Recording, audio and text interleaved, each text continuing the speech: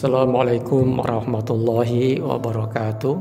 Waalaikumsalam warahmatullahi wabarakatuh. Alhamdulillahilladzi anzala sakinah fi qulubil mu'minin liyazdadu imanan ma imanihim.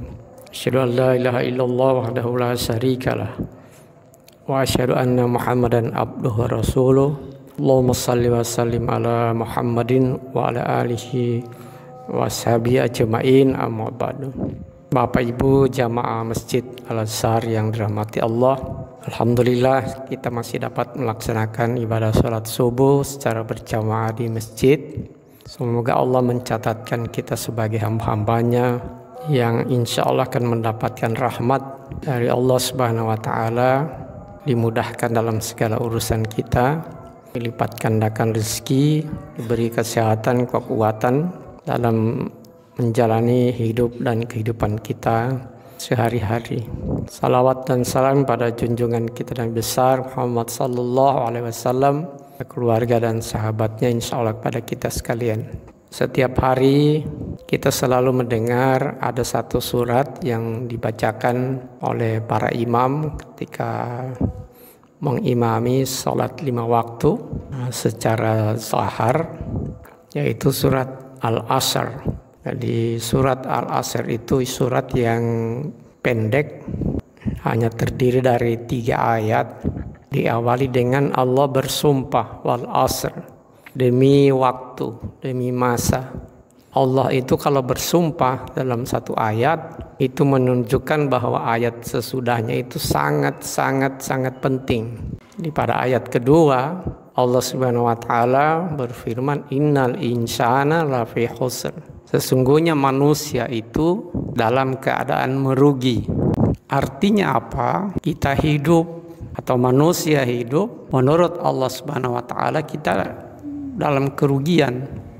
Lalu yang bagaimana yang beruntung? Di dalam ayat yang ketiga, Allah berfirman, illal ladzina amanu. Yang pertama, kecuali orang yang beriman. Alhamdulillah kita yang hadir di masjid ini termasuk orang yang beriman, karena tidak mungkin kita datang ke masjid kalau tidak dilandasi oleh iman yang kuat kepada Allah Subhanahu wa Ta'ala dan rukun-rukun iman lainnya. Tetapi kemudian iman itu tidak cukup. Allah menambahkan yang kedua, wa amilus solihat, kecuali orang-orang yang berbuat baik, beramal soleh.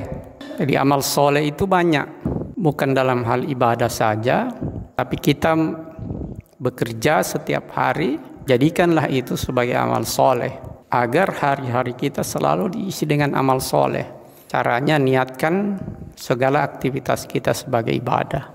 Innamal a'malu binniyat. Sesungguhnya amal-amal atau aktivitas kita itu tergantung niat. Jadi turun dari rumah bekerja, niatkan untuk amalan soleh kita mencari kehidupan untuk membiayai keluarga kita.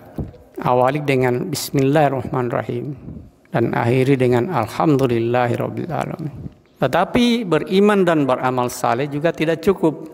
Harus ada yang ketiga, wa tawasau bil haqq, saling memperingati kepada kebenaran.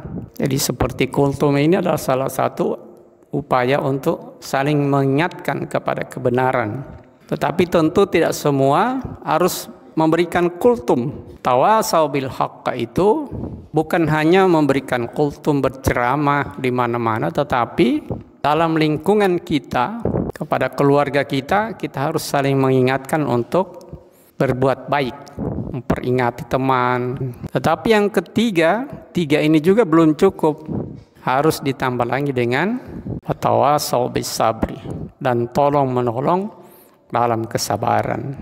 Jadi sabar itu indah. Orang yang sabar itu dekat dengan Allah Subhanahu wa Ta'ala. Innallaha ma'as sabirin.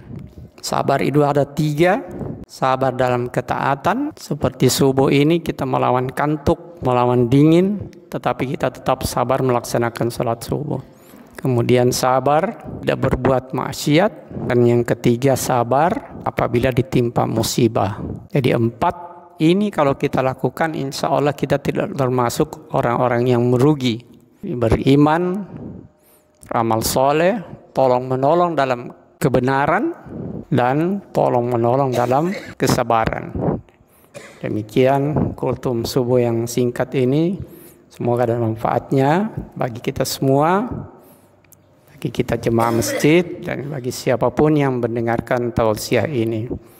Demikian, nasrun minallah, fathun qarib. Wassalamualaikum warahmatullahi wabarakatuh.